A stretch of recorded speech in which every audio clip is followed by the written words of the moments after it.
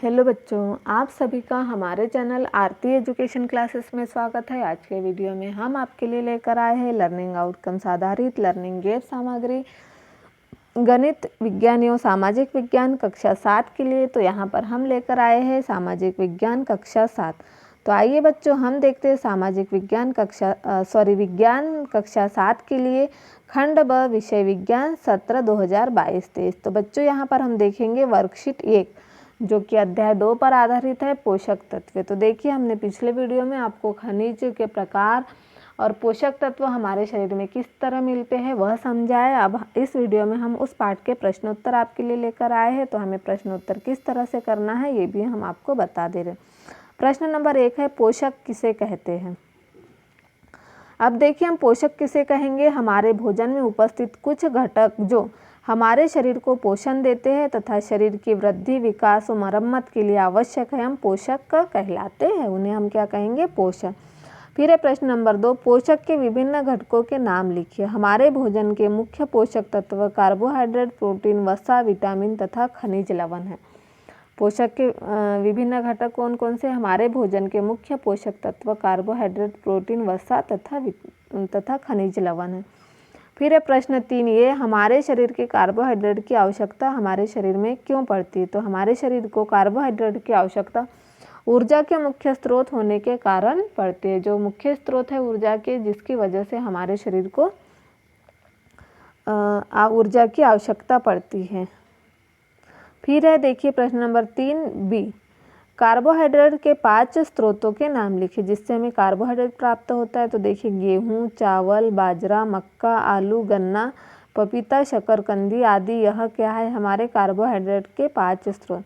फिर प्रश्न नंबर 4 है, भोजन के किस घटक को शरीरवर्धक भोजन कहते हैं। तो प्रोटीन युक्त भोजन को शरीरवर्धक भोजन कहते हैं। जो प्रोटीन युक्त भोजन होता है उसे हम क्या कहेंगे, प्रोटीन युक्त भोजन को हम शरीरवर्धक भोजन कहते हैं। फिर है प्रश्न 4b, वसा के कोई 5 स्रोतों के नाम लिखिए जो हमें पाठों से प्राप्त होते हैं। तो देखिए मूंगफली, तिल, सोयाबीन, गिरी, सरसों, सूरजमुखी आदि, यह क्या है, हमारे वसा के 5 स्रोत हैं।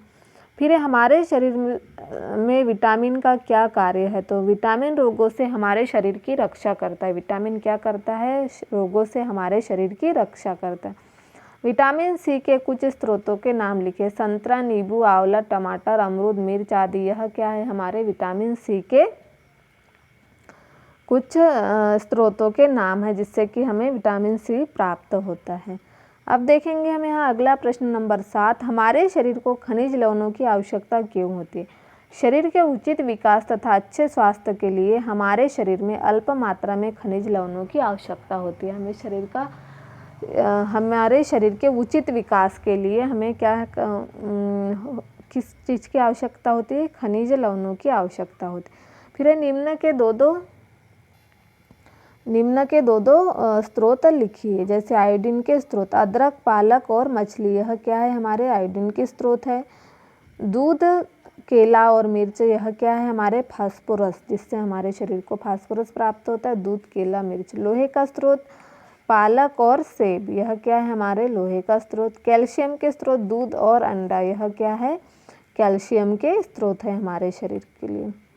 फिर है प्रश्न नंबर 9, हमारे शरीर में रुक्षांश का क्या कार्य है। तो रुक्षांश बिना पचे भोजन को बाहर निकलने में हमारे शरीर की सहायता करता है। रुक्षांश क्या है, बिना पचे भोजन को बाहर निकालने में हमारे शरीर की सहायता करता है। फिर है हमारा प्रश्न नंबर 10, जल हमारे शरीर के लिए क्यों आवश्यक है। तो जल भोजन में उपस्थित पोषकों को अवशोषित करने में हमारे शरीर की सहायता करता है तथा हमारे शरीर से अपशिष्ट पदार्थों को मूत्र तथा पसीने के रूप में बाहर निकालने का कार्य जल करता है। इसीलिए हमारे शरीर को जल की आवश्यकता है। अब देखेंगे हम वर्कशीट 2, संतुलित आहार किसे कहते हैं। तो ऐसा भोजन जिसमें सभी पोषक तत्व उचित मात्रा में उपस्थित होते हैं जिनकी हमारे शरीर को आवश्यकता होती है, उसे हम क्या कहेंगे, संतुलित आहार कहेंगे। वह संतुलित आहार कहलाता है। फिर है प्रश्न नंबर 2, क्या प्रत्येक आयु वर्ग के लोगों को एक समान संतुलित आहार की आवश्यकता होती है, क्यों।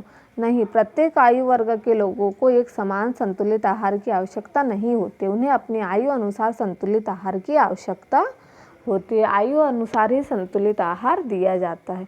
फिर है अल्प व्यय, कम खर्च या आसानी से उपलब्ध कोई 4 संतुलित आहार में सम्मिलित पोषक आहार का नाम लिखिए। तो देखिए, अंकुरित बीज, मूंग, चना, इडली, डोसा, सत्तू, गुड़, सोयाबीन आदि। यह क्या है? अल्प व्यय मतलब कम खर्चे में संतुलित आहार का आहार है। जैसे अंकुरित बीज, मूंग, चना, इडली, डोसा, सत्तू, गुड़, सोयाबीन आदि। यह कम खर्चे का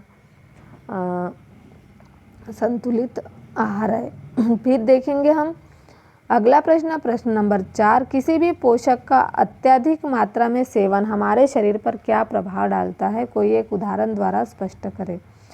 तो किसी भी पोषक का आवश्यकता से अधिक सेवन शरीर के लिए हानिकारक होता है। जैसे अधिक वसायुक्त भोजन लंबे समय तक करने से मोटापा हो सकता है। तो हमें किसी भी पोषक तत्व का सेवन आवश्यकता से अधिक नहीं करना चाहिए। फिर है अभावजन्य रोग किसे कहते हैं?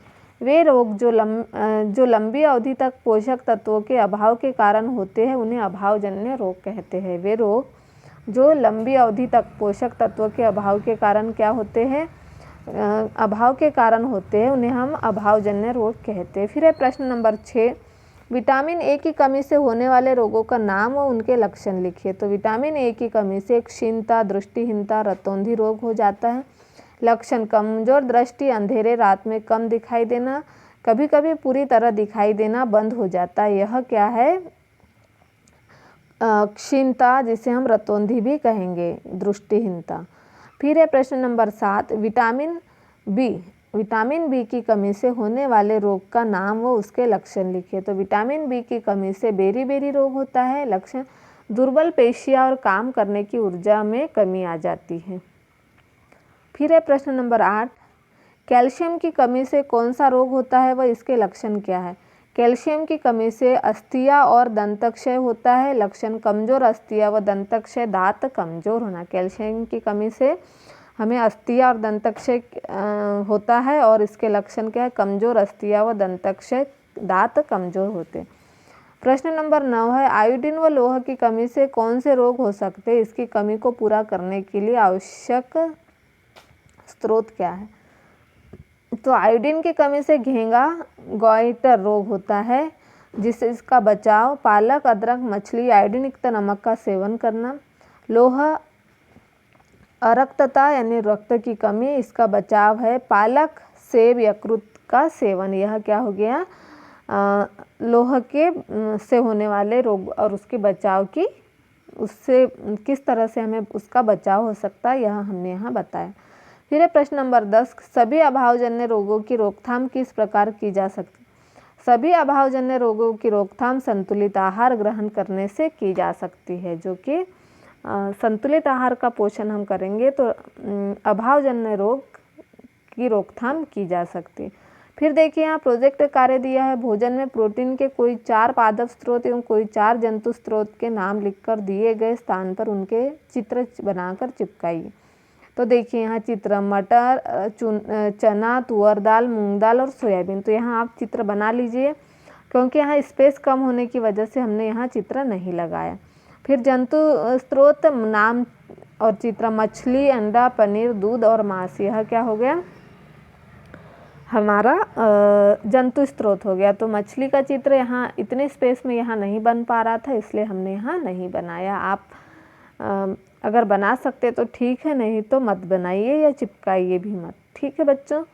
फिर अगला प्रश्न देखते हैं, प्रश्न नंबर 2, आपके द्वारा दिन भर में जो भी भोज्य पदार्थ ग्रहण किए गए उनकी सूची बनाइए तथा वह भी ज्ञात कीजिए कि उन भोज्य पदार्थों में कौन कौन से पोषक तत्व उपस्थित है। भोज्य पदार्थों की सूची, उपस्थित पोषक तत्व और पोषक स्रोत। यहाँ कौन कौन से पोषक तत्व उपस्थित है, हमें यहाँ उसके बारे में लिखना है। तो देखिए, भोज्य पदार्थ की सूची, उपस्थित पोषक तत्व और पोषक स्रोत। रोटी कार्बोहाइड्रेट, यह पादप है, इसका स्रोत। चावल कार्बोहाइड्रेट, पादप स्रोत। दाल प्रोटीन और पादप स्रोत। फिर टमाटर उपस्थित पोषक तत्व विटामिन सी और पादप स्रोत। आलू कार्बोहाइड्रेट इसका पादप स्रोत है। सेब लौह इसका पोषक तत्व पादप स्रोत है। फिर केला फास्फोरस इसका पोषक तत्व है पादप स्रोत। दूध कैल्शियम, दूध में पोषक तत्व कौन सा उपस्थित होता है? कैल्शियम। जंतु इसका पोषक तत्व है, पोषक स्रोत है। फिर अंडा, यह उपस्थित प्रोटीन होता है इसमें जो कि जंतु से यह प्राप्त होता है। राजमा प्रोटीन और यह पादप स्रोत है। तो इस तरह से हमने भोज्य पदार्थ उपस्थित पोषक तत्व और पोषक स्रोत के बारे में यहाँ लिख दिया है। उसके बाद यहाँ स्व आकलन दिया हुआ है। निम्न प्रश्नों के उत्तर एक एक शब्दों में लिखिए। हमारे शरीर को ऊर्जा देने वाले पोषक तत्व का नाम कार्बोहाइड्रेट, जिससे क्या मिलती है? हमारे शरीर को ऊर्जा। अस्थियों के लिए आवश्यक खनिज कैल्शियम, कैल्शियम क्या है? हमारे अस्थियों के लिए आवश्यक खनिज। विटामिन सी की कमी से होने वाला रोग स्कर्वी और अरक्तता किस खनिज की कमी से होता है? लौह। प्रश्न नंबर 2, सत्य असत्य बताइए। केवल फल खाने से भी पोषक तत्व मिल जाते हैं? असत्य। संतुलित आहार खाकर अभावजन्य रोगों की रोकथाम की जा सकती है? सत्य।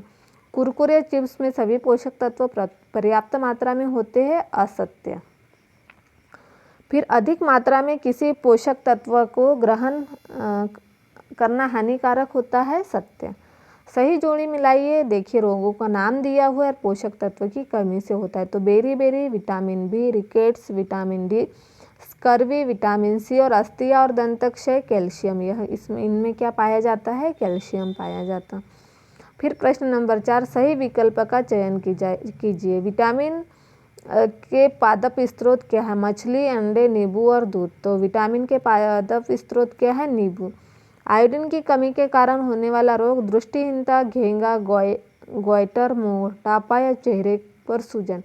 तो विटामिन की कमी से घेंगा रोग होता है। फिर कार्बोहाइड्रेट निम्न में से किस में पाया जाता? कार्बोहाइड्रेट आलू में पाया जाता। वह विटामिन जो हमारी अच्छी दृष्टि के लिए आवश्यक है, विटामिन ए। तो इस तरह से हमने यहाँ पर स्वमूल्यांकन और प्रोजेक्ट कार्य और जो उनके हमें दिए हुए थे वर्कशीट 1 और 2, इससे हमने अध्याय 2 जो था हमारा कक्षा 7 के लिए विषय विज्ञान का, उसमें वर्कशीट 1, वर्कशीट 2 स्वमूल्यांकन प्रोजेक्ट कार्य यहाँ पूर्ण कर दिया है। आप भी इसे पूर्ण कर लीजिए बच्चों। और इस तरह से यदि आपको हमारा वीडियो अच्छा लगता है तो हमारे चैनल को सब्सक्राइब ज़रूर कर लीजिए और बेल आइकन को प्रेस करना ना भूलिए, ताकि आपको हमारे आने वाले वीडियो के नोटिफिकेशन मिलते रहेंगे।